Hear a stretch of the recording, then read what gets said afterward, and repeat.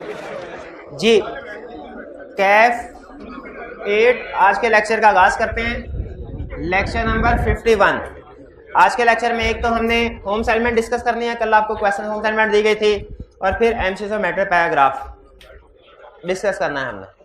ठीक है भाई जी, अच्छा ठीक है। जिन स्टूडेंट ने असाइनमेंट भी खड़ा किया था ना मैंने, खड़े हो जाए जिन स्टूडेंट ने असाइनमेंट, शाबाश, जल्दी से जल्दी से जल्दी जल्दी, शाबाश। इधर भी थे ये भाई जहाँ जी, ये इधर भी थे भाई जहाँ। हाँ चले, हाँ जी, अच्छा चले ठीक है। अच्छा चले ऐसा करें, एक दफा कैमरे की तरफ देखे, हाथ हिलाएं और बैठे। इन सब के चेहरे जो है ना, इनकी स्क्रीनशॉट लेनी है। ये वो शरपसंद नासिरा जो असाइनमेंट नहीं करते। हाँ, और ये जो ऑनलाइन वाले स्टूडेंट्स हैं ना, आपको देखेंगे, स्पास कर करके देखेंगे, चेहरे नोट करेंगे। हाँ, ये वो लोग हैं करप्ट, जिन्हें असाइनमेंट देते हैं फिर भी असाइनमेंट नहीं करते। बैठ जाएं, आपके साथ इतनी बहुत है। असाइनमेंट, अच्छा अब असाइनमेंट अपने सामने रखिए, असाइनमेंट को डिस्कस करने हम जा रहे हैं।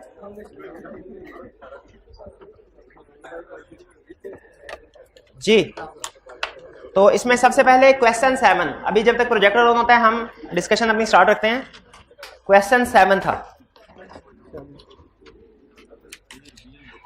Question explain the term misstatement. Misstatement को जल्दी से डिफाइन करें, क्या है? Difference between IFRS and financial statements. शाबाश। Describe auditor responsibility in relation to misstatement. Auditor की responsibility in relation to misstatement क्या है मेरे भाई? Auditor is responsible in relation to misstatement का है। उसने ये नहीं कहा when misstatement is identified. ये रिस्पांसिबिलिटी नहीं कहा कि जब मिस स्टेटमेंट आइडेंटिफाई होगी तो क्या रिस्पांसिबिलिटी होगी, ये नहीं पूछा। आइडेंटिफाई करने के हवाले से ये बेसिकली वही रिस्पांसिबिलिटी है जो ओवरऑल है। Auditor is responsible to obtain reasonable assurance whether financial statements are free from material misstatement, whether due to error or fraud. ये वो रिस्पांसिबिलिटी आएगी। तो ये जो लिखी है वो गलत लिखी है ना। यहाँ पे देखिए क्वेश्चन की रिक्वायरमेंट क्या है? Auditor responsibility in relation to misstatement. अगर वो क्वेश्चन में कहता ना auditor responsibility if he identifies a misstatement, तो फिर आप मिस स्टेटमेंट आइडेंटिफाई करने के बाद वाले प्रोसीजर लिखते, उसने रिक्वायरमेंट को जनरल रखा हुआ है, in relation to misstatement. या अगर इसी क्वेश्चन को कहते हैं इन रिलेशन टू फ्रॉड, तो इन रिलेशन टू फ्रॉड क्या रिस्पांसिबिलिटी? सेम रिस्पांसिबिलिटी होती है ना। हमने जो चैप्टर 2 में रिस्पांसिबिलिटी याद की ऑडिटर की, वो मिस स्टेटमेंट और फ्रॉड दोनों को कवर कर रही होती है। तो जब कभी हमसे मिस स्टेटमेंट से रिलेटेड रिस्पांसिबिलिटी पूछे, फ्रॉड से रिलेटेड रिस्पांसिबिलिटी पूछे, तो हमने क्या बताना है? वही ओवरऑल। लेकिन अगर कहे कि फ्रॉड आइडेंटिफाई हो गया है, इसके बाद क्या रिस्पांसिबिलिटी है? मिस स्टेटमेंट आइडेंटिफाई हो गई है, इसके बाद क्या रिस्पांसिबिलिटी है? तो वो हमारे बाद वाला कोर्स ऑफ एक्शन आएगा। तो यहां क्या नहीं वो ठीक है, उसको चेंज कर लेंगे, पीछे आंसर में लिखा हुआ ठीक है। लेकिन आपको एक्सप्लेन बता रहा हूं, अगर क्वेश्चन में क्लियरली कहे ना कि जब मिस स्टेटमेंट आइडेंटिफाई होगी तो फिर उसके बाद आपने ये एक्शन लिखना। जी क्या आईएफआरएस और एप्लीकेबल फाइनेंशियल रिपोर्टिंग फ्रेमवर्क एक ही चीज है? पाकिस्तान में यस एक ही चीज है, ठीक है। लेकिन याद रखिए applicable financial reporting framework IFRS के अलावा कुछ और भी हो सकता है। आईएफआरएस के अलावा कुछ और भी हो सकता है, इवन पाकिस्तान में भी कुछ और भी हो सकता है। आपने पढ़ा हुआ है कैश बेसिस अकाउंटिंग, कैश, अच्छा चले, आपने कंसेप्ट पढ़ा जनरल पर्पस फ्रेमवर्क और स्पेशल पर्पस? पढ़ा, रिपोर्टिंग में पढ़ा हुआ है, रिपोर्टिंग में, ऑडिट में नहीं, रिपोर्टिंग में। अच्छा चले आपको ये तो पता होगा कि एक होती है एक्रूअल बेसिस काउंटिंग, होती है कैश बेसिस काउंटिंग, ठीक है। तो एप्लीकेबल फाइनेंशियल रिपोर्टिंग फ्रेमवर्क में हर तरह का फ्रेमवर्क आता है जिसके मुताबिक फाइनेंशियल स्टेटमेंट्स बन सकती हैं। वो कुछ भी हो सकता है। पाकिस्तान में कंपनीज के लिए जो एप्लीकेबल फाइनेंशियल रिपोर्टिंग फ्रेमवर्क है वो आईएफआरएस है। लेकिन सोच के जरा बताइए, जो सोल प्रोप्राइटरशिप होंगे, स्मॉल कंपनीज, क्या उनके लिए उनकी फाइनेंशियल स्टेटमेंट बनती होगी ना? क्या उनका फ्रेमवर्क आईएफआरएस होता होगा? नहीं, उनका फ्रेमवर्क आईएफआरएस के मुताबिक कुछ और होता होगा। तो कंसेप्ट जो बिल्ड करना है आपने अपने जहन में वो ये रखना है कि जो फाइनेंशियल रिपोर्टिंग फ्रेमवर्क है ये बहुत सी टाइप्स के हैं। एप्लीकेबल फाइनेंशियल रिपोर्टिंग फ्रेमवर्क बहुत से टाइप्स के हो सकते हैं। पाकिस्तान में कंपनीज के लिए जो एप्लीकेबल फाइनेंशियल रिपोर्टिंग फ्रेमवर्क है वो आईएफआरएस ही है। लेकिन याद रखें इसके अलावा भी कुछ दूसरे फ्रेमवर्क हो सकते हैं, ठीक है जी। तो हमारे सिलेबस की हद तक अगर आप पूछे ना तो yes, applicable financial reporting framework और आईएफआरएस एक ही चीज है जी। और कोई क्वेश्चन? अच्छा ये क्लियर हो गया। रिस्पॉन्सिबिलिटी में सुन ले। अच्छा, पहली तो चीज़ ये क्यों कर रहे हैं, बुक के पीछे शायद कुछ और लिखा हुआ है। अब जो समझा रहा हूँ ना उसको पिक करें। समझा क्या रहा हूँ, हमारे ऑडिट में दो तरह के कंसेप्ट होते हैं। एक है ये है ना मिस स्टेटमेंट। आपको याद होगा रिलेटेड पार्टी में भी कंसेप्ट समझाया था कि रिलेटेड पार्टी को आइडेंटिफाई करने के लिए क्या प्रोसीजर, क्या रिस्पॉन्सिबिलिटी है, ये अलग कंसेप्ट है। और रिलेटेड पार्टी आइडेंटिफाई होने के बाद क्या रिस्पॉन्सिबिलिटी, क्या प्रोसीजर, ये अलग कंसेप्ट है। उसी तरह हमारा एक कंसेप्ट आएगा फ्रॉड का, जिसमें हमें कहेगा फ्रॉड को आइडेंटिफाई करने के लिए क्या प्रोसीजर है टू आइडेंटिफाई फ्रॉड, वो अलग कंसेप्ट है। और फिर आएगा ऑन आइडेंटिफाइंग फ्रॉड, क्या प्रोसीजर है, वो अलग कंसेप्ट है। ठीक है, एग्जैक्टली उसी तरह मिस स्टेटमेंट को आइडेंटिफाई करने के लिए क्या रिस्पॉन्सिबिलिटी है, ये अलग कंसेप्ट है। और मिस स्टेटमेंट आइडेंटिफाई होने पर क्या रिस्पॉन्सिबिलिटी है, ये अलग कंसेप्ट है। ये बात समझ आ गई। अब सारी डिस्कशन इस चीज पे है कि ये क्वेश्चन कौन सा है। इसमें मिस स्टेटमेंट को आइडेंटिफाई करने के लिए रिस्पॉन्सिबिलिटी बतानी है कि मिस स्टेटमेंट आइडेंटिफाई होने के बाद वाली बतानी है। इसमें क्वेश्चन को पढ़ के जो मुझे लग रहा है, शायद जब मैंने सोल्यूशन बना रहा था उस वक्त मुझे ये लगा कि ये बाद वाली मिस स्टेटमेंट को आइडेंटिफाई करने के बाद वाले रिस्पॉन्सिबिलिटी पूछ रहा है। लेकिन अभी मुझे ये लग रहा है कि describe item responsibility in relation to misstatement, क्योंकि क्वेश्चन में उसने नहीं बताया हुआ कि मिस स्टेटमेंट आइडेंटिफाई हो चुकी है, बल्कि उसने ये बताया कि मिस स्टेटमेंट के हवाले से रिस्पॉन्सिबिलिटी बताएं, जनरल रखा है। तो इसीलिए इसमें टू आइडेंटिफाई जो है वो वाला कंसेप्ट अप्लाई होगा कि आइटम की रिस्पॉन्सिबिलिटी क्या होती है, to obtain reasonable assurance whether financial free from. अगर यहाँ पे कहता है मिस स्टेटमेंट आइडेंटिफाई हो चुकी है, उसके बाद क्या बताओ, तो फिर हम वो कम्युनिकेशन वगैरह की बात करते हैं, रिकमेंडेशन की बात करते हैं। क्लियर हुआ? ये मेन कंसेप्ट ध्यान में रखे। फ्रॉड में एग्जैक्टली दो क्वेश्चन है इसी तरह के। एक क्वेश्चन में कहता है बताओ टू आइडेंटिफाई फ्रॉड क्या प्रोसीजर परफॉर्म करोगे, वो इंटायरली डिफरेंट क्वेश्चन है। और दूसरे में कहता है ऑन आइडेंटिफाइंग फ्रॉड क्या करोगे, वो इंटायरली डिफरेंट है। पिक कर रहे हैं? चलिए आगे चलते हैं। Question 8, on which matters disagreement with management would if material are pervasive cause the auditor to express a qualified or adverse opinion. किन मैटर्स के ऊपर डिसएग्रीमेंट हो सकता है, किन मैटर्स, कौन से मैटर्स का डिसएग्रीमेंट होगा तो ओपिनियन मॉडिफाई होगा। ये मिस स्टेटमेंट, ये एग्जांपल्स बताने हैं। एग्जांपल ज्यादा मिस स्टेटमेंट की, कुछ खुद से बता सकते हैं कि ऐसी एग्जांपल स्टूडेंट बता सकता है क्लास में जो बुक में ना हो और मिस स्टेटमेंट हो। कोई ऐसी एग्जांपल बता सकते हैं कि जो मिस स्टेटमेंट है लेकिन बुक के अलावा एग्जांपल। क्लासिफिकेशन किसकी, डेप्रिसिएशन, एक्सेस रेट से डेप्रिसिएशन रिकॉर्ड कर दी, शाबाश। रिपेयर को सैलरीज में इंक्लूड कर दिया, शाबाश। कोशिश करिए ऐसी एग्जांपल बताएं सोल्यूशन में जो बुक में नहीं है, बुक वाली तो आप छाप देंगे। Provision for bad debt record नहीं किया,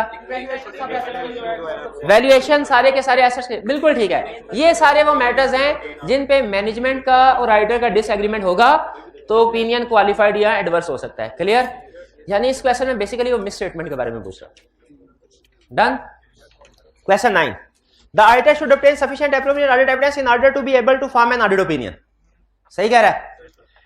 देखो, identify the situation which restrict the auditor's ability to obtain sufficient appropriate audit evidence, give 2 examples for each situation. Scope limitation की सिचुएशन पूछ रहा है और 2 एग्जांपल्स भी पूछ रहा है। तो इसका मतलब है सिचुएशंस का मतलब है हेडिंग और एग्जांपल्स का मतलब क्या है, उसके अंदर जो उसने 2-2, 3-3 एग्जांपल्स दिए हैं वो। ठीक है, तो मैंने आपसे कहा है कि ये रिप्रोडक्शन का क्वेश्चन है, बड़ा अर्सा पहले 10-12 साल पहले आई कि आपने 2 दफा पूछे थे ये क्वेश्चन, फिर उसके बाद आज तक नहीं पूछे। उम्मीद है अब नहीं पूछेगा क्योंकि उसका फोकस अब शिफ्ट हो चुका है, रिप्रोडक्शन से केस स्टडी के ऊपर आ चुका है। लेकिन बहरहाल हमने डिस्कस किया हुआ ये क्या क्या हेडिंग्स थी। Beyond the control of entity, relating to nature timing of auditor's appointment और बाय मैनेजमेंट। बिल्कुल ठीक। और कल मैंने एक अहम कंसेप्ट आपको बताया था क्या, कि स्कोप लिमिटेशन किसी भी किस्म की हो रिपोर्ट को सेम इफेक्ट करती है, रिपोर्ट में इफेक्ट सेम होता है। लेकिन अगर स्कोप लिमिटेशन में मैनेजमेंट हो तो इसका इफेक्ट ज्यादा सीवियर होता है, रिपोर्ट के साथ साथ अदर एस्पेक्ट्स में। बिल्कुल ठीक, शाबाश। Next question 10, in particular circumstances the client restricts the auditor from performing certain audit procedure. Discuss how the auditor should deal with such restriction if the same are imposed by management at time of appointment during audit. अच्छा, during audit, तो ये बात किसी scope limitation की। During audit क्या करना है वो हमने सीखा है कि देखेंगे अगर इफेक्ट मटेरियल है तो क्वालिफाइड ओपिनियन, परवेसिव है तो डिस्क्लेमर। और अगर स्कोप लिमिटेशन बाय मैनेजमेंट है तो हमारा रिस्क इंक्रीज कर जाएगा, मैनेजमेंट इंटेग्रिटी डाउटफुल हो जाएगी, एक्सट्रीम केसेस में विड्रॉ भी कर सकते हैं। एडिशनल जो उसने कंसेप्ट ऐड किया वो किया at time of appointment. At time of appointment का मतलब होता है बिफोर एक्सेप्टेंस। बिफोर एक्सेप्टेंस, अच्छा क्या ऐसा हो सकता है कि बिफोर एक्सेप्टेंस कोई स्कोप लिमिटेशन आ जाए? कैसे हो सकता है? हाँ, आपको डिस्कस किया हुआ है कि एक्सेप्टेंस से पहले प्रपोज्ड ऑडिटर प्रीडिसेसर ऑडिटर को लेटर लिखता है और उससे क्लाइंट के बारे में पूछता है कि इसका इंटेग्रिटी वगैरह का मसला तो नहीं है कोई। ये हमने प्रीडिसेसर ऑडिटर का कंसेप्ट पढ़ा है कि किसी भी क्लाइंट को एक्सेप्ट करने से पहले ऑडिटर ने, प्रपोज्ड ऑडिटर ने प्रीडिसेसर पुराने वाले ऑडिटर को लेटर लिखना है कि बताइए ये क्लाइंट, इसमें इंटेग्रिटी का कोई प्रॉब्लम या कोई और प्रॉब्लम तो नहीं है। अगर क्लाइंट हमें, लेकिन ये लेटर लिखते हैं हम, लेकिन क्लाइंट से इजाजत लेके लिखते हैं क्योंकि इसमें कॉन्फिडेंशियल इंफॉर्मेशन शेयर हो रही है। अगर क्लाइंट हमें ये लेटर लिखने की इजाजत ना दे तो ये स्कोप लिमिटेशन बिफोर एक्सेप्टेंस होगी, एट टाइम ऑफ एक्सेप्टेंस। ठीक है, अच्छा अब सुनिए, अगर एट टाइम ऑफ एक्सेप्टेंस है तो क्या करना है, जरा गौर से सुनिएगा। ड्यूरिंग ऑडिट प्रोसीजर थोड़ा डिफरेंट है, before acceptance different. Before acceptance अगर हमें पता चला क्लाइंट ने स्कोप लिमिटेशन इंपोज किया है, हम देखेंगे उसका इफेक्ट मटेरियल है कि परवेसिव। अगर स्कोप लिमिटेशन बाय मैनेजमेंट है, उसका इफेक्ट परवेसिव है, हम एंगेजमेंट को एक्सेप्ट ही नहीं करते। ये फर्क ध्यान में रखिएगा, बाद में आए ना तो हम करते हैं विड्रॉ, और अगर पहले आए इफेक्ट परवेसिव हो एक्सेप्ट ही नहीं करेंगे। हाँ, पहले पता कैसे, ऑडिटर की जजमेंट है, ऑडिटर की जजमेंट है। और अगर इफेक्ट मटेरियल हो, scope limitation before acceptance effect material है, तो याद रखें एंगेजमेंट को एक्सेप्ट कर सकते हैं, लेकिन आपको ये इफेक्ट ऑन रिपोर्ट कि हम क्वालिफाइड ओपिनियन देंगे, ये मैनेजमेंट को बताना पड़ेगा, पहले से बताना पड़ेगा। हमारा रूल ये है कि जब कभी हमें लगता है ना कि ओपिनियन मॉडिफाई हो सकता है तो फौरन मैनेजमेंट को बता देते हैं उसी वक्त। तो एट टाइम ऑफ एक्सेप्ट, तो बेसिकली जो डिफरेंस है वो ड्यूरिंग ऑडिट में क्या है, क्वालिफाइड ओपिनियन मटेरियल है, और बिफोर एक्सेप्टेंस अगर मटेरियल हो स्कोप लिमिटेशन बाय मैनेजमेंट तो क्वालिफाइड ओपिनियन एक्सप्रेस नहीं करेंगे क्योंकि अभी पॉइंट ही नहीं हुए, लेकिन मैनेजमेंट को बता देंगे कि अगर आपने हमें पॉइंट किया तो हम क्वालिफाइड ओपिनियन एक्सप्रेस करेंगे बाद में। इसी तरीके से अगर इफेक्ट परवेसिव हो, scope limitation by management effect pervasive है, तो इसमें डिस्क्लेमर ऑफ ओपिनियन या विड्रॉल, जबकि एट टाइम ऑफ अपॉइंटमेंट में एक्सेप्ट ही नहीं करेंगे। क्लियर हुआ? Next, what are the factors which make an item material. Materiality की डेफिनेशन है, इसमें खास तौर पे आपने जो अल्फाज लिखने हैं वो इंडिविजुअली और इन एग्रीगेट वाला, और materiality depend on size as well as nature वाला लिखना है। फिर 12, briefly explain the term pervasive effect on financial statements. Pervasive effect on, मुझे आज तक ये याद है, एक अटेम्प्ट में एक स्टूडेंट था, बड़ा अच्छा लाइक स्टूडेंट था, हर सारे पेपर फर्स्ट अटेम्प्ट में पास हो रहे थे, लास्ट अटेम्प्ट में सिर्फ एक पेपर फेल हुआ ऑडिट का। हाँ, मेरे से पढ़ा था, उसकी मिसाल दे रहा हूँ तो मेरे से ही पढ़ा हूँ। अब अगली बात भी सुन लें, मार्क्स है उसके 48 और आके कहने लगा सर वैसे तो और भी गलतियां की होंगी ना, लेकिन अगर मैं एक गलती ना करता तो मैं पास हो जाता। एग्जाम में परवेसिव की डेफिनेशन पूछी थी उसने 3 नंबर की, वो मुझे नहीं आती थी, वो मैं नहीं कर सका। तो अगर आज को सोचता हूँ अगर सिर्फ एक डेफिनेशन याद की होती ना तो मेरे 48 से 51 मार्क्स आते मैं पास हो जाता। अगली डेट में पास हो गया था, लेकिन बाहर फिर भी ज़ाहिर 6 महीने ज़ाया हो गए। तो याद रखें, सम टाइम एक डेफिनेशन अगर याद ना की हो उसकी वजह से आपके 6 महीने एक्स्ट्रा लग सकते हैं। तो ये परवेसिव है, मुझे हमेशा याद आती है ये बात। तो परवेसिव ये डेफिनेशन को आपने इजी नहीं लेनी। बाज़ औक़ात आई कैप कुछ जो अजीबोगरीब किस्म की डेफिनेशन होती है ना वो पूछ लेता है। मटीरियलिटी की शायद ना पूछे, आपने याद की होगी, परवेसिव की पूछ सकता है। बार पूछने को तो वो मटीरियलिटी की भी पूछ सकता है। 13, explain the circumstances when a modification to auditor opinion is required. कब मॉडिफिकेशन रिक्वायर्ड है? जब मिस स्टेटमेंट या स्कोप लिमिटेशन हो और उसका इफेक्ट मटेरियल या परवेसिव हो। उसने मॉडिफिकेशन जनरल लैंग्वेज में पूछा, हमने भी जनरल बता दिया। सेकंड में स्पेसिफिक पूछ रहा है, describe the circumstances when an auditor will form A qualified opinion and adverse opinion and A disclaimer of opinion. अब जिससे पूछूंगा वो फटाफट बताता जाए। क्वालिफाइड ओपिनियन कब? एक मिनट ठहरिए जरा। मिस स्टेटमेंट और उसका इफेक्ट मटेरियल हो, फेल। स्कोप लिमिटेशन भी तो बताएं, जब स्कोप लिमिटेशन उसका इफेक्ट मटेरियल हो। याद रखिए, क्वालिफाइड ओपिनियन मिस स्टेटमेंट के केस में भी है, स्कोप लिमिटेशन के केस में भी है, जब इफेक्ट मटेरियल हो। और adverse opinion miss statement effect pervasive हो, डिस्क्लेमर स्कोप लिमिटेशन का इफेक्ट परवेसिव है, शाबाश। नेक्स्ट केस स्टडी है, identify with justification how the following items would effect the writers opinion. अच्छा ये आपको बता दूं, चैप्टर 4 ऑडिट रिपोर्ट की केस स्टडी को अटेम्प्ट कैसे करना है, बल्कि किसी भी चैप्टर की केस स्टडी को कैसे अटेम्प्ट करना है, ये वॉल्यूम 2 के चैप्टर के स्टार्ट में फर्स्ट पेज पे लिखा होता है।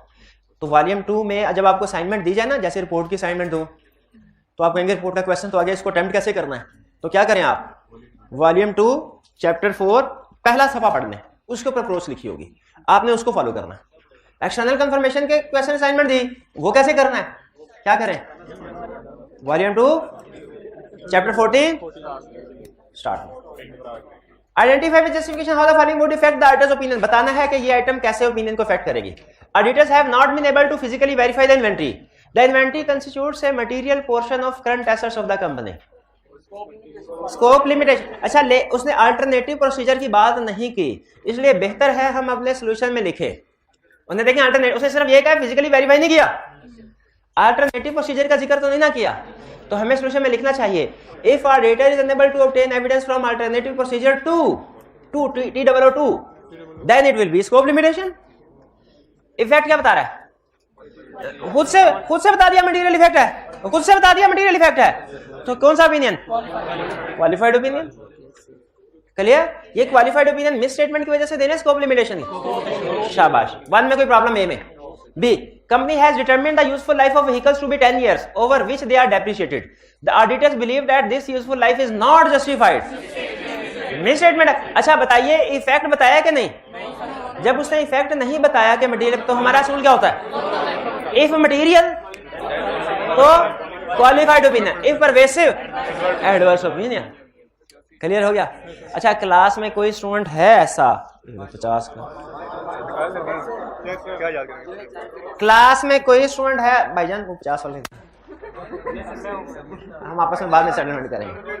हाँ, कोई क्लास में ऐसा स्टूडेंट है जो बताए कि जब कभी क्वालिफाइड या एडवर्स ओपिनियन एक्सप्रेस या डिस्क्लेमर ओपिनियन एक्सप्रेस किया जाता है, तो ओपिनियन सेक्शन के अलावा रिपोर्ट में कौन सा पैराग्राफ इफेक्ट होता है और कैसे इफेक्ट होता है। 1 मिनट है, वन बाय वन बोलेंगे नहीं, 1 2 3 बारी बारी, पहले ये फिर basis for opinion section effect होता है, कैसे ओपिनियन के लिए, शाबाश, उसमें रीजन लिखते हैं मिस स्टेटमेंट या स्कोप लिमिटेशन जिसकी वजह से ओपिनियन मॉडिफाई हो रहा हो, शाबाश। तो यहाँ पे उसने पूछा नहीं, उसने सिर्फ ओपिनियन का पूछा, लेकिन लिखना चाहे लिख सकते हैं, बेहतर है कि लिख दें कि ओपिनियन क्वालिफाइड या एडवर्स होगा। And auditor shall also explain nature of misstatement in basis for qualified / adverse opinion section, basis वाले सेक्शन में भी एक्सप्लेन कर देगा। हाँ, इधर भी आएगा नेचर ऑफ स्कोप लिमिट, शाबाश। 3% of total purchases are authorise करवाना, अप्रूवल करवाना, कंट्रोल्स, याद है, 3% are authorised by purchase officer rather than the purchase manager. Purchase, अच्छा क्वेश्चन से हमें सिस्टम का नहीं पता क्या होना चाहिए, लेकिन क्वेश्चन को पढ़ के लग रहा है कि जिसने ऑथोराइज करना था उसके बजाय कोई और कर रहा है, तो बताइए ये क्या है, ये इंटरनल कंट्रोल वीकनेस है। याद है, अथॉरिटी ऑथोराइजेशन और अप्रूवल बताया हुआ आपको वीकनेस होती है, तो ये वीकनेस है इंटरनल कंट्रोल। आगे चलते हैं। अच्छा वीकनेस क्या ओपिनियन क्या होगा, unmodified opinion, unmodified opinion report को इफेक्ट करेगा, रिपोर्ट के किसी भी सेक्शन में नहीं आएगा, रिपोर्ट में आ सकता है, शाबाश, किस सेक्शन में आ सकता है, अदर मैटर में भाई की तलाशी लें, जितने भी पैसे निकले मुझे दे दें। तो कितनी दफा बताया इंटरनल कंट्रोल वीकनेस का रिपोर्ट पे कोई इफेक्ट नहीं होता, ये अलहदा से एक डॉक्यूमेंट में शेयर की जाती है मैनेजमेंट का डायरेक्टर्स को, जिसे मैनेजमेंट लेटर कहते हैं या लेटर ऑफ वीकनेस कहते हैं। इंटरनल कंट्रोल के बारे में हम ओपिनियन नहीं देते रिपोर्ट में, इंटरनल कंट्रोल वीकनेसेस को हम रिपोर्ट में डिस्कस नहीं करते। क्लियर है ये। D, the company is not complying with provisions of IS2 inventories for valuation of inventory. Company has misclassified capital expenditure on account of machinery as revenue expenditure. The company has not disclosed one of its long-term loans in the financial statement. Misstatement in amounts, misstatement in classification, misstatement of disclosures. Miss statements है। अगर amounts दी होती तो तीनों को जमा करते, amounts दी हुई है नहीं, तो अमाउंट्स नहीं दी हो तो क्या रूल लगता है कि मल्टीपल है तो परवेसिव। तो ये मिस स्टेटमेंट है, इफेक्ट परवेसिव है, ओपिनियन क्या होगा? Adverse opinion. एंड बताए, and auditor shall also explain nature of misstatement in basis for adverse opinion section. Basis for adverse opinion वो भी लिखना है, इसका आधा नंबर होता है एग्जाम में। ये हमारी असाइनमेंट क्लियर हो गई, कोई प्रॉब्लम तो नहीं इसमें? चलिए, अच्छा वॉल्यूम 2 की असाइनमेंट जो है ना क्लास में मैं वो अलग से आपके साथ शेयर किया करूंगा, ठीक है? वो व्हाट्सएप के जरिए से अलग से असाइनमेंट, क्योंकि क्लास में इतना टाइम अगर वो डिस्कशन की तरफ गए ना लेक्चर निकल जाएगा, तो वो होम बेस्ड रिकॉर्डिंग किया करूंगा। मैं अक्सर सैटरडे को छुट्टी कर लिया करता हूँ ना, तो उसको कंपलसरी, हाँ, उस पाप का प्रायश्चित करने के लिए क्या करूंगा, मैं होम बेस्ड रिकॉर्डिंग क्वेश्चंस की आपको प्रोवाइड किया करूंगा। इससे फायदा क्या होगा भला? क्लास का टाइम हमारा बचा करेगा, आप घर में बैठ के डिस्कशन देख लिया करेंगे, क्लास में हमारा लेक्चर आगे कंसेप्ट्स करेंगे, ठीक है? तो वॉल्यूम 2 भी इंशाल्लाह सारे डिस्कशन प्रोवाइड करूंगा आपको, लेकिन वो क्लास में नहीं, कहाँ? व्हाट्सएप के जरिए से, ठीक है? कोई प्रॉब्लम हो अगले दिन पूछ सकते हैं, अगले दिन क्वेश्चन डिस्कशन नहीं होगी, लेकिन आपकी अगर उसमें कोई प्रॉब्लम है ना वो डिस्कस कर लेंगे हम, बेफिक्र नहीं, गुस्से से ना देखें। कोई समझ में ना आए डिस्कशन में कोई पॉइंट अगले दिन पूछ लीजिएगा। अब सुन लीजिए, अटेंटिव होकर सुन लीजिए, बहुत अहम कंसेप्ट हम डिस्कस करने जा रहे हैं, बल्कि इस पूरे चैप्टर में हर कंसेप्ट, क्योंकि आपको पता है सबसे अहम डॉक्यूमेंट है रिपोर्ट। रिपोर्ट के अंदर जो भी चीज आ रही है वो अहम है, तो इसलिए उसमें इंक्लूड की गई। आपको याद है हमने elements of audit report study किए थे। अच्छा, कुछ एलिमेंट्स ऐसे हैं जो कि हर ऑडिट रिपोर्ट में इंक्लूड किए जाते हैं। Title, address, opinion, basis of opinion, management responsibility, auditor responsibility, other regulatory legal requirement, signature, date, place वगैरह। कुछ एलिमेंट्स ऐसे होते हैं जो कभी तो ऑडिट रिपोर्ट में आते हैं, कभी नहीं आते। ये आपने पढ़े हुए हैं, ये भी थे, आगे चल नेक्स्ट पेज पे थे, जैसे एम्फेसिस ऑफ मैटर पैराग्राफ, जैसे अदर मैटर पैराग्राफ, जैसे material uncertainty related to going concern paragraph, और जैसे की ऑडिट मैटर भी उसमें है, की ऑडिट मैटर। ये पैराग्राफ्स ऐसे हैं जो कुछ केसेस में आते हैं, कुछ केसेस में नहीं आते। जो हर ऑडिट रिपोर्ट में एलिमेंट्स आते थे वो तो हमने डिस्कस कर लिए, ऐसे ही है ना। अब जो एलिमेंट्स कुछ ऑडिट रिपोर्ट में आते हैं और कुछ में नहीं आते, वो डिस्कस करने जा रहे हैं कि ये कौन कौन से एलिमेंट है और कब आते हैं, कौन कौन से एलिमेंट्स हैं और रिपोर्ट में कब आएंगे। तो याद रखिए, इनमें से ये एलिमेंट्स हैं emphasis of matter, other matter, material uncertainty related to going concern paragraph, key audit matter paragraph, 4, ठीक है। इसमें आज हम डिस्कस करने जा रहे हैं emphasis of matter paragraph. Emphasis of matter paragraph नाम से जाहिर है इसमें कोई ना कोई मैटर, कोई ना कोई इशू, उसको एम्फसाइज किया जाता है, जोर दिया जाता है, ठीक है, जोर दिया जाता है। ये है एम्फेसिस ऑफ मैटर। ये क्या है?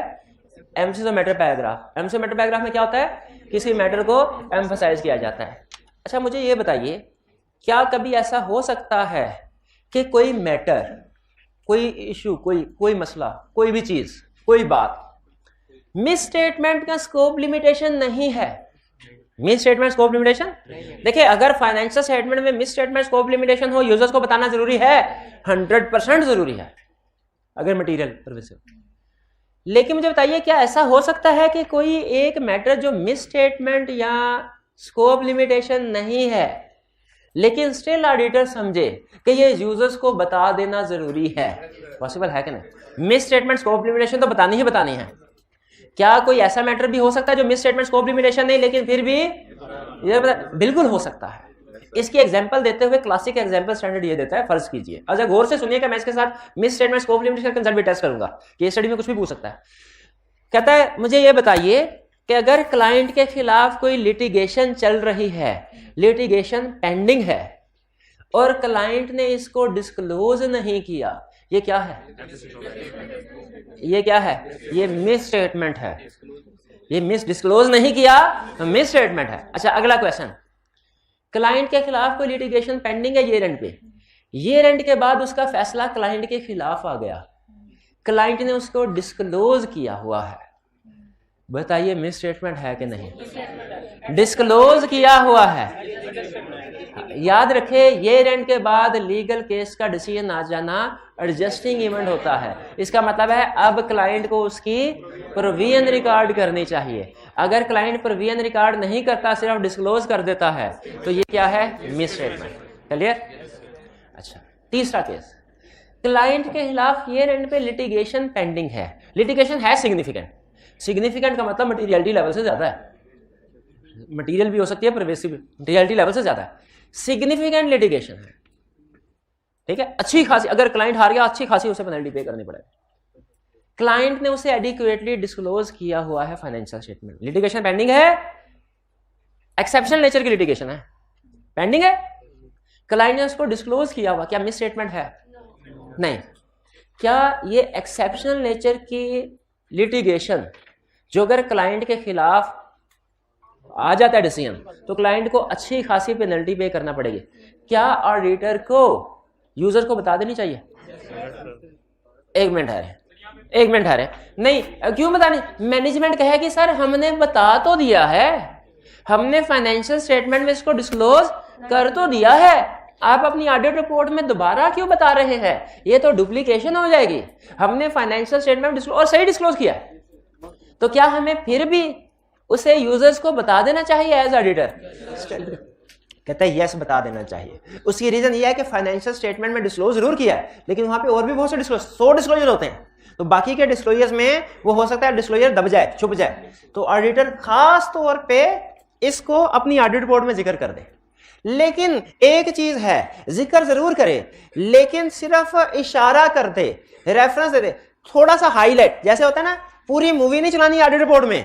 मूवी क्लाइंट ने फाइनेंशियल स्टेटमेंट में चला दी सारी लिटिगेशन की, क्या केस हुआ था, कब हुआ था, किसके खिलाफ हुआ था, कितने की पेनल्टी थी, क्लेम किया, अब क्या। सर हमने सिर्फ ट्रेलर चलाना है और उसे क्या कहना है, भाई ये ब्रीफ मैटर हम डिस्कस कर रहे हैं इसको, अगर आपने मजीद पूरी मूवी देखनी है तो क्या करें, इस नोट्स की तरफ चले जाएं, फाइनेंशियल स्टेटमेंट इस नोट नंबर, इसको कहते हैं रेफर करना, रेफरेंस। शाबाश, रेफरेंस दे देना।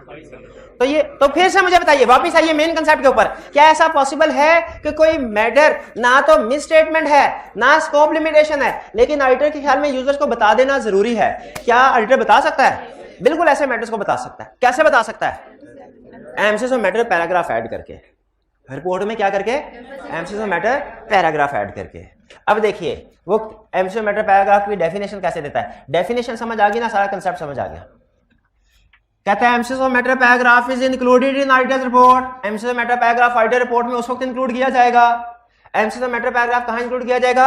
ऑडिटर रिपोर्ट में। फाइनेंशियल स्टेटमेंट में नहीं इंक्लूड किया जाएगा, कहां इंक्लूड किया जाएगा? ऑडिट रिपोर्ट में। कब इंक्लूड किया जाएगा? If auditor considered it necessary, जब ऑडिटर जरूरी समझे, क्या, to draw user attention, to draw user attention, जब ऑडिटर जरूरी समझे कि उसने यूजर्स की अटेंशन ड्रॉ करनी है, यूजर्स की अटेंशन ड्रॉ करनी है to the matter which is disclosed in financial statement, ऐसे मैटर के ऊपर जो कि डिस्क्लोज किया हुआ है फाइनेंशियल स्टेटमेंट्स में, and which is fundamental to users understanding, जो यूजर की अंडरस्टैंडिंग के लिए बहुत अहम है। देखिए डिस्क्लोज किया हुआ है, एडिक्वेटली डिस्क्लोज, इससे हमें यह समझ आती है कि ये मिस स्टेटमेंट स्कोप लिमिटेशन नहीं है। अगर ये मिस स्टेटमेंट स्कोप लिमिटेशन नहीं है तो फिर ऑडिटर यूजर की तवज्जो क्यों दिला रहा है? क्योंकि ये फंडामेंटल है for user understanding of financial statements. User की फाइनेंशियल स्टेटमेंट की अंडरस्टैंडिंग के लिए फंडामेंटल, किसकी अंडरस्टैंडिंग के लिए फंडामेंटल है? फाइनेंशियल स्टेटमेंट की अंडरस्टैंडिंग के लिए। Provided matter does not require modified opinion and matter is not a key audit matter। इसकी तरफ मैं आता हूं। पहले बताइए मेन कंसेप्ट समझ लगे, एमसीएस ऑफ मैटर दिया क्यों जाता है? अच्छा मुझे ये बताइए, आपके सामने बुक है, इसमें सिलेबस के सारे कंसेप्ट मौजूद है, ऐसे ही है? क्या मैं आपको सिलेबस के सारे कंसेप्ट समझा दूं और आपसे कहूं तैयारी कर लो? एक तरीका ये है। दूसरा तरीका क्या है, मैं ये समझूं कि कंसेप्ट तो सारे बताने हैं, समझाने भी है, ये नहीं कि छोड़ना, समझाने भी है, लेकिन कुछ कंसेप्ट ऐसे हैं जो एग्जाम पॉइंट ऑफ व्यू से बहुत ज्यादा अहम है, कुछ कंसेप्ट ऐसे हैं जो कि इस सब्जेक्ट की बेसिक अंडरस्टैंडिंग के लिए बहुत अहम है, जिसके वो कंसेप्ट वीक हुए वो एडवांस का कोई टॉपिक नहीं समझ सकता। क्या मुझे आपको सिर्फ कंसेप्ट को समझा दूं नॉर्मल तरीके से सारे, कि जो फंडामेंटल है, जो वेरी इंपॉर्टेंट है, उन पे एम्फसाइज किया करूं, ये चैप्टर बहुत अहम है, इसमें से कंफर्म क्वेश्चन आएगा? भाई एम्फसाइज कर देना चाहिए कि नहीं? बेहतर। हालांकि ना मिस स्टेटमेंट ना स्कोप लिमिटेशन, ना तो ये है कि वो कंसेप्ट गलत है और ना ही मैंने छोड़ा है, लेकिन सारे कंसेप्ट मौजूद है। अगर पेपर उनमें से आता है तो आप मुझे ये नहीं कह सकते मैंने सही नहीं पढ़ाया, पढ़ाया तो है, लेकिन क्या एज टीचर जो कंसेप्ट ज्यादा है फोकस कर देना चाहिए, क्योंकि आपके लिए समझने के लिए जरूरी है। एग्जैक्टली उसी तरह आइटन करता है, एग्जैक्टली उसी तरह आइटन। जैसे अभी मैं बताता हूं 100% कंफर्म कि एग्जाम में आएगा कि नहीं आएगा, 100% कंफर्म। क्या चैप्टर नंबर बुक का चैप्टर नंबर 25 100% का है। अच्छा है ही नहीं, इससे फिर ये समझ आया कि अगर कोई चीज फाइनेंशियल स्टेटमेंट में है ही नहीं उसको एम्फसाइज नहीं कर सकते। जो चीज है अगर उसको एम्फसाइज करेंगे तो यूजर हंसेंगे, जैसे आप हंस रहे हैं ऐसे यूजर हंसेंगे। तो ये में रखिएगा, जब कभी केस स्टडी में कह दे कि डिस्क्लोजर नॉट इंक्लूडेड, लिटिगेशन है डिस्क्लोजर नॉट इंक्लूडेड, तो आपने ये नहीं सोचना सर ने लिटिगेशन के एग्जांपल के साथ कहा था एमसीक्यू मैटर आएगा। मैंने तब कहा था जब इसको एडिक्वेटली डिस्क्लोज किया होगा। देखिए डेफिनेशन में भी यही कह रहा है कि हमने यूजर की टेंशन ड्रा करनी है किस मैटर की तरफ। ये जो बात कर रहा है matter does not require modified opinion, इसमें भी यही बात कर रहा है कि अगर कोई मिस स्टेटमेंट है या स्कोप लिमिटेशन है उस पे एमसीक्यू मैटर नहीं आएगा। क्यों? उस पे मॉडिफाइड ओपिनियन आएगा। अगर लिटिगेशन है उसका डिस्क्लोजर नहीं दिया क्या होगा? Miss statement. क्या एमसीक्यू मैटर आएगा? क्या आएगा? Modified opinion. और अगर डिस्क्लोजर दिया हुआ है फिर एमसीक्यू मैटर आएगा। और इसी तरह एमसीक्यू मैटर की तरह एक और पैराग्राफ होता है जिसे कहते हैं की ऑर्डर मैटर। जब वो कह रहे हैं ना प्रोवाइडेड मैटर इज नॉट की ऑर्डर मैटर, यानी एमसीक्यू मैटर तब दो कब? जब मैटर की ऑर्डर मैटर नहीं है। ये क्यों लिख रहा है वाला? क्योंकि जब मैटर की ऑर्डर तो उसके पैराग्राफ में शाबाश उसके पैराग्राफ में जाएगा, एमसीक्यू मैटर में थोड़ा ही आएगा। तो ये बात समझ आ रही है? तो फिर से सुनिए definition. MCQ matter paragraph is included in auditor report if auditor consider it necessary to draw user attention to a matter which is disclosed in financial statement, and that is fundamental for user understanding of financial statements, provided matter does not require modification in opinion, matter is not a key argument। 5 अल्फाज हैं, अगर आपने सिर्फ ये 5 लफ्ज भी लिख दिए आपकी एमसीक्यू मैटर की डेफिनेशन कंप्लीट। और अगर ये 5 लफ्ज नहीं लिखे तो 2 सफ़े भर दे, डेफिनेशन कंप्लीट नहीं है। तो वो अल्फाज सुन लें जो जब कभी डेफिनेशन याद करें आपने लाजमी याद करनी है। वो क्या है? Draw user attention to a matter which is disclosed in fundamental financial statement और प्रोवाइडेड। क्लियर हो गया? अच्छा इससे मेन कंसेप्ट हमें ये समझ आया कि एमसीक्यू मैटर में लिखने के लिए जरूरी है कि वो हो बहुत अहम, लेकिन मिस स्टेटमेंट स्कोप लिमिटेशन ना हो। ये बहुत अहम कंसेप्ट है। आप केस स्टडी करते हुए ये गलती करेंगे, वहां पे वो मिस स्टेटमेंट होगी, आप कहेंगे एमसीक्यू मैटर है, आप कहेंगे वो एमसीक्यू मैटर। एक रियल के साथ मैं पहले भी आपको क्लास में बताया था, प्रैक्टिसिंग चार्टर्ड अकाउंटेंट ने क्या किया, क्लाइंट ने डेप्रिसिएशन एक्सपेंस रिकॉर्ड नहीं किया था, लेकिन नोट्स टू द अकाउंट्स में लिख दिया था we have not recorded depreciation expense, और उसने एमसीक्यू मैटर दे दिया। क्या ये फैसला सही था? सही नहीं। क्यों? मिस स्टेटमेंट थी, उसे क्वालिफाइड ओपिनियन देना चाहिए था। इसी तरह के लोगों को सामने रख के उसने ये लाइन लिखी है, matter provided matter does not require modified opinion. क्योंकि अगर मैटर मॉडिफिकेशन रिक्वायर कर रहा है तो फिर मॉडिफाइड ओपिनियन दिया जाएगा, एमसीक्यू मैटर नहीं दिया जाएगा। क्लियर हुई है बात? एग्जांपल्स किस चीज की? एग्जांपल्स एमसीक्यू मैटर पैराग्राफ की। पहली example material uncertainty relating to exceptional litigation, ये तो हमने डिस्कस कर ली। एक minute, when there is relating to exceptional litigation, ठीक है। इसमें आप मटीरियल अनसर्टेनिटी के ऊपर इतना फोकस ना करें। इसके साथ गोइंग कंसर्न नहीं लिखा हुआ, याद रखिए गोइंग कंसर्न नहीं लिखा हुआ। ये क्या लिखा हुआ है? Exceptional litigation. जब क्लाइंट के खिलाफ कोई भी एक्सेप्शनल लिटिगेशन चल रही हो तो हमने क्या करना है? एमसीक्यू मैटर पैराग्राफ इंक्लूड करना है, ठीक है। क्योंकि लिटिगेशन से अभी फैसला नहीं हुआ ना, इसलिए अनसर्टेनिटी का लफ्ज लिखा है। अनसर्टेनिटी का लफ्ज क्यों लिखा है? केस पे चल रहा, अभी फैसला नहीं हुआ। एक्सेप्शनल लिटिगेशन, इसका मतलब है जब कभी क्लाइंट के खिलाफ एक्सेप्शनल लिटिगेशन होगी हमने एमसीक्यू मैटर इंक्लूड करना है। कैसे पता चलेगा ये लिटिगेशन एक्सेप्शनल है कि नॉर्मल है? एग्जाम में ज़हन में रखिए, एग्जाम में जो भी लिटिगेशन आ जाए ना आपने उसे एक्सेप्शनल ही लेना है। एग्जाम में जो भी लिटिगेशन आ जाए आपने उसे एक्सेप्शनल ही लेना है। प्रैक्टिकली हमारी जजमेंट होती है। रूटीन नेचर का केस हो तो हम उसे कहते हैं ये एमसीक्यू मैटर में नहीं आएगा, एक्सेप्शनल आएगा। जैसे फर्ज कीजिए कि एफबीआर वालों के साथ रूटीन में टैक्स के केसेस चल रहे हैं, रूटीन में आपको पता है एफबीआर वाले हर एक को नोटिस भेजते रहते हैं और वो फिर चैलेंज हो जाते हैं। इस पे की ऑडिट मैटर नहीं आएगा, सॉरी इसमें हमसे मैटर नहीं आएगा। लेकिन अगर कोई एक मेजर इंक्वायरी एफबीआर ने इनिशिएट कर दी कि ये कंपनी पिछले 5 सालों में टैक्स लायबिलिटी अंडरस्टेट कर रही है और हमने इन्वेस्टिगेशन चला दिया इसके खिलाफ, अब ये एक्सेप्शनल वाली साइड पे आ जाएगा, एक्सेप्शनल लिटिगेशन और रेगुलेटरी एक्शन में आ जाएगा। तो जब कभी एक्सेप्शनल लिटिगेशन और रेगुलेटरी एक्शन हो, क्या करना है, एमसीएस मैटर पैराग्राफ करना है। ठीक है, मुझे बताइए अगर एग्जाम में कह दे कि आपने एक एम्प्लॉय को डिसमिस किया है, एम्प्लॉय ने आपके खिलाफ केस फाइल कर दिया अनफेयर डिसमिसल का केस फाइल कर दिया, तो बताइए एक्सेप्शनल लिटिगेशन है कि नहीं। एग्जाम में आपने बताया हर केस को एक्सेप्शनल, तो प्रैक्टिस की एग्जांपल दी ना आपको कि प्रैक्टिस में हम देखते हैं एग्जाम में जो भी लीगल केस रेगुलेटरी एक्शन आ गया आपने उसके ऊपर एमसीएस मैटर पैराग्राफ इंक्लूड कर देना है। दूसरी example, when significant subsequent event occurs after year and, जब ईयर एंड के बाद कोई सिग्निफिकेंट सब्सिक्वेंट इवेंट अकर हो। एडजस्टिंग नॉन एडजस्टिंग नहीं लिखा उसने, इसका मतलब है दोनों हो सकते हैं।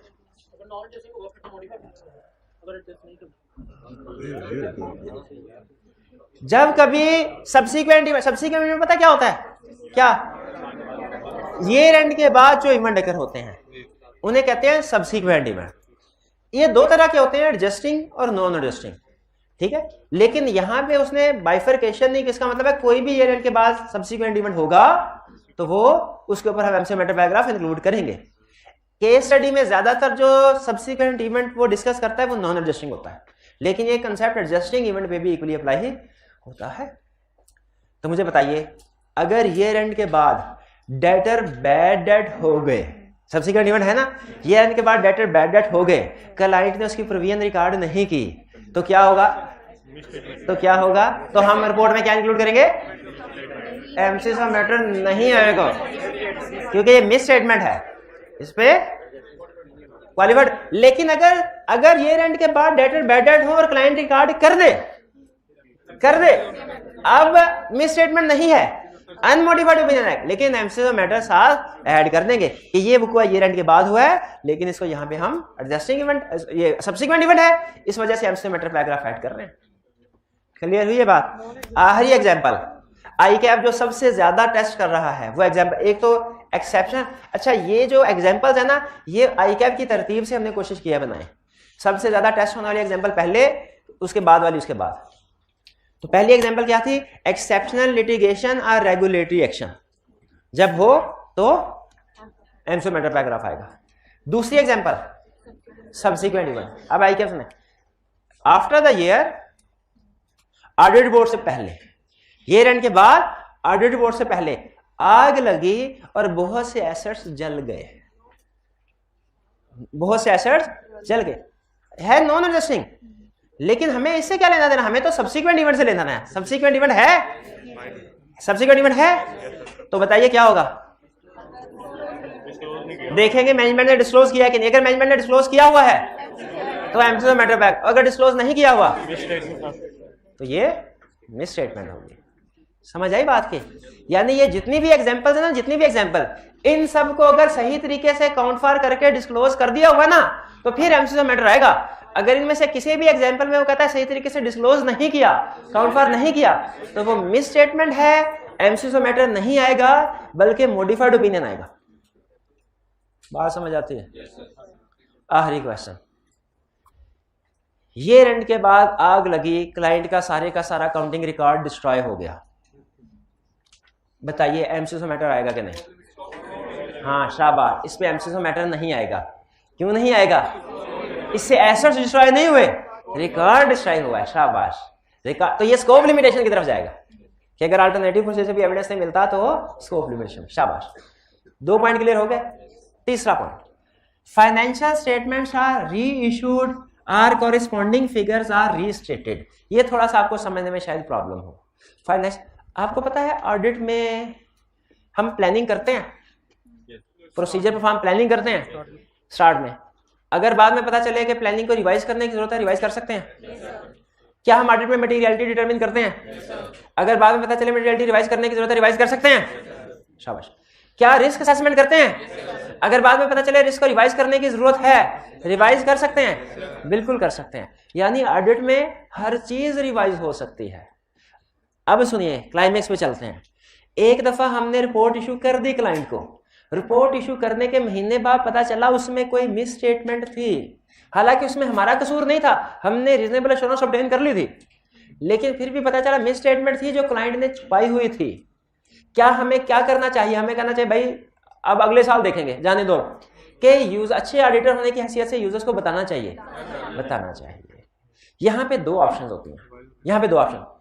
अगर तो अगला साल दूर हो ना, अगला साल दूर हो, तो हम पिछली फाइनेंशियल स्टेटमेंट्स को री इशू करते हैं, री इशू करते हैं। लेकिन अगर अगले साल की फाइनेंशियल स्टेटमेंट्स अनकरीब इशू होने वाली हैं, तो हम पिछले साल की फाइनेंशियल स्टेटमेंट्स को री इशू करने की बजाय अगले साल की फाइनेंशियल स्टेटमेंट में जो पिछले साल की फिगर्स हैं, कोरिस्पॉन्डिंग फिगर, उनको रीस्टेट कर लेते हैं। तो ये फर्क समझ आया री इशूड में और रीस्टेटेड में। री इशूड का मतलब है पिछली फाइनेंशियल स्टेटमेंट्स दोबारा इशू कर दो, और रीस्टेटमेंट का मतलब क्या है कि पिछली फाइनेंस दोबारा इशू ना करो, अगली फाइनेंशियल स्टेटमेंट में पिछले साल की फिगर्स को रिवाइज कर दो, रीस्टेट कर दो। लेकिन मुझे बताइए दोनों सूरतों में यूजर्स को बताना चाहिए कि नहीं? अच्छा, फाइनेंशियल स्टेटमेंट री इशूड होती हैं तो इसमें मिस स्टेटमेंट तो नहीं ना होगी, क्योंकि री इशूड में सारी चीजें ठीक हो गई, इशू हुई होंगी। री स्टेटमेंट भी हो गई है। अगर री स्टेटमेंट ना, तो सीफैब लेवल का कंसेप्ट है कि मैनेजमेंट कहती है हमने री स्टेटमेंट नहीं करनी, तो फिर एमसीएस में मैटर नहीं आता, फिर मिस स्टेटमेंट होते हैं। शाबाश शाबाश, ये कैफ में उसने कभी पूछा ना पूछेगा, कैफ के स्कोप से बाहर। लेकिन आपको पता होना चाहिए कि जब फिगर रीस्टेट हो गई, इसका मतलब मिस स्टेटमेंट दूर हो गई। लेकिन यूजर परेशान हो सकता है कि अगर पिछले साल 2021 की फाइनेंशियल स्टेटमेंट की फिगर कुछ और थी और 2022 में 2021 की फिगर कुछ और है, रीस्टेटमेंट, तो उसको इस परेशानी से बचाने के लिए क्या करें? ये एग्जांपल जेहन में रखिएगा, हमारे एक टॉपिक में यूज होगी। फाइनेंशियल स्टेटमेंट रीइश्यूड और रीस्टेटमेंट में फर्क समझ आ गया ना? रीइश्यूड में सारी की सारी फाइनेंस दोबारा इशू हो रही है, रीस्टेटमेंट में अगले साल में कंपैरेटिव जो होता है, कंपेयर कॉरेस्पॉन्डिंग फिगर का मतलब है कंपैरेटिव्स। क्लियर? आगे चलते हैं। Major disaster significant effect entities financial statement. Major disaster, disaster क्या होता है? आग लग गई, जो फाइनेंशियल स्टेटमेंट को अफेक्ट करता हो, जलजला, सैलाब, आग।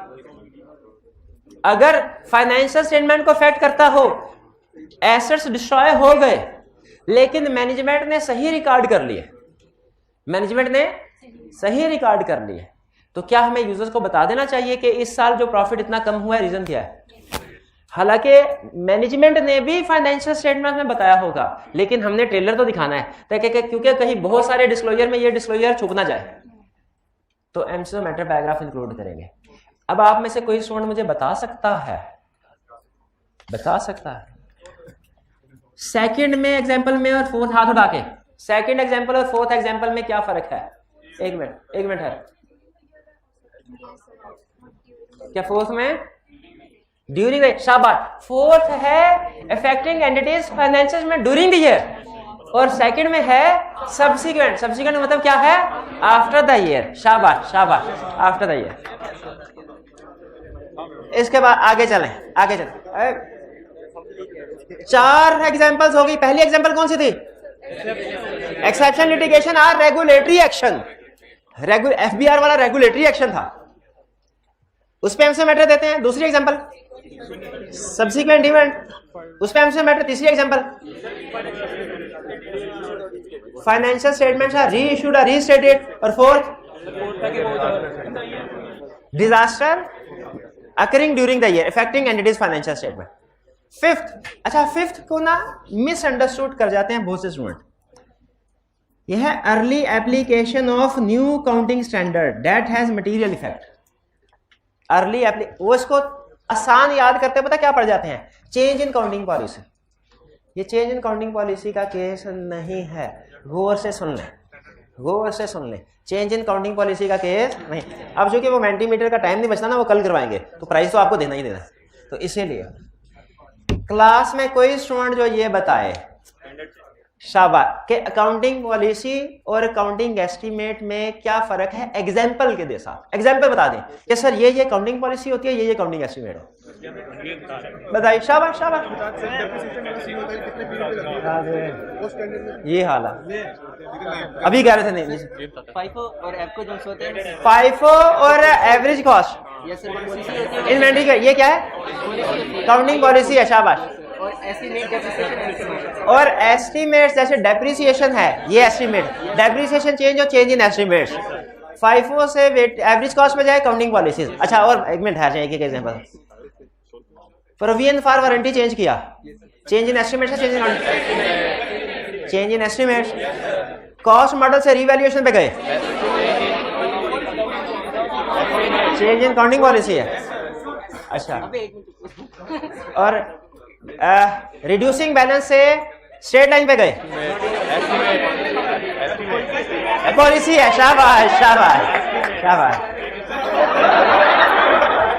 डेप्रिसिएशन मेथड रिड्यूसिंग से स्ट्रेट लाइन पे जाएं, ये चेंज इन एस्टीमेट है, चेंज इन अकाउंटिंग पॉलिसी नहीं है, याद रखना है इसको।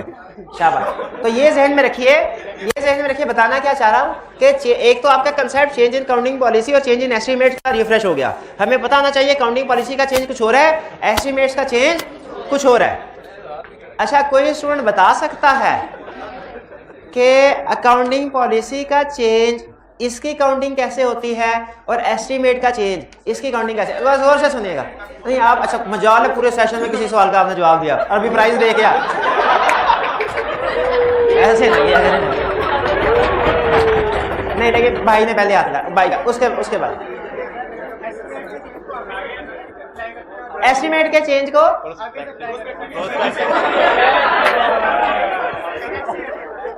ये किसने समझाया?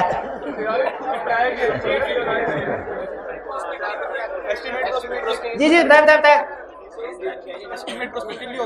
Change in estimate prospectively apply होता है और change in accounting policy retrospective. अच्छा, रेट्रोस्पेक्टिव का मतलब क्या होता है? Back date. हाँ जी, रेट्रोस्पेक्टिव में हम कंपैरेटिव्स को भी चेंज करते हैं, ठीक है, कंपैरेटिव्स को भी चेंज करते हैं। शाबाश शाबाश। चलिए, अच्छा यहाँ पे फिर मैं वापस आए, बता रहा था अर्ली एप्लीकेशन ऑफ न्यू। इसका मतलब क्या है कि नया अकाउंटिंग स्टैंडर्ड है। जब कभी कोई अकाउंटिंग स्टैंडर्ड आता है ना, आपको पता है उसकी एक एप्लीकेशन डेट होती है, एप्लीकेशन डेट होती है उसकी कि ये अप्लाई होगा 2025 से। लेकिन स्टैंडर्ड में लिखा होता है अर्ली एप्लीकेशन इज इनकरेज्ड, कि अगर आप स्टैंडर्ड को अर्ली अप्लाई करना चाहते हैं, कंपल्सरी कब होगा? 2025 से। लेकिन अगर 2022 में अर्ली अप्लाई करना चाहते हैं, कर सकते हैं। अब बताइए, स्टैंडर्ड ने ये 3 साल पता है किस लिए दिए होते हैं? ताकि हम उसको, ये आईफैक ने 3 साल इसलिए दिए ताकि हम उसको समझ सके रिक्वायरमेंट को। लेकिन प्रैक्टिस में आपको पता है चार्टर्ड अकाउंटेंट बैठे होते हैं, वो उन्हें 2 दिन लगते हैं स्टैंडर्ड की सारी यूज नहीं समझ जाते हैं। वो फिर ये फैसला कैसे करते हैं हमने अर्ली अप्लाई करना है कि नहीं करना? प्रॉफिट को देख के। अगर अर्ली अप्लाई करने से प्रॉफिट बढ़ रहा हो, अर्ली अप्लाई कर देंगे, वरना कहेंगे हम बाद में देखेंगे। तो बताइए, अगर अर्ली अप्लाई कर दिया है जिसका मटीरियल इफेक्ट है, ये बड़ा इंटरेस्टिंग है, यानी जिसकी वजह से प्रॉफिट मटीरियली चेंज हो रहा है, तो हमें उसको बता देना चाहिए कि नहीं? क्योंकि मैनेजमेंट कह रही हो कि देखिए सर, हमने दिन रात एक करके कितनी मेहनत की और प्रॉफिट लेके आए। हालांकि सर में प्रॉफिट किस वजह से आया? और चेंज की वजह से नहीं। कौन चेंज?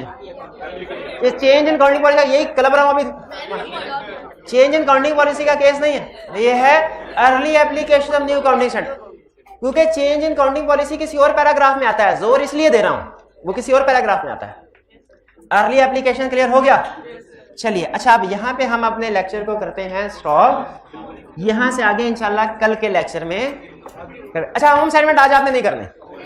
आज आपने कल वाले जिन स्टोर से कल वाली होम असाइनमेंट ने की वो कर लें, और आज मैं आपको होम असाइनमेंट की डिस्कशन शेयर कर दूंगा। ठीक है जी, आज का लेक्चर यहाँ पे खत्म करते हैं हम। अल्लाह हाफिज।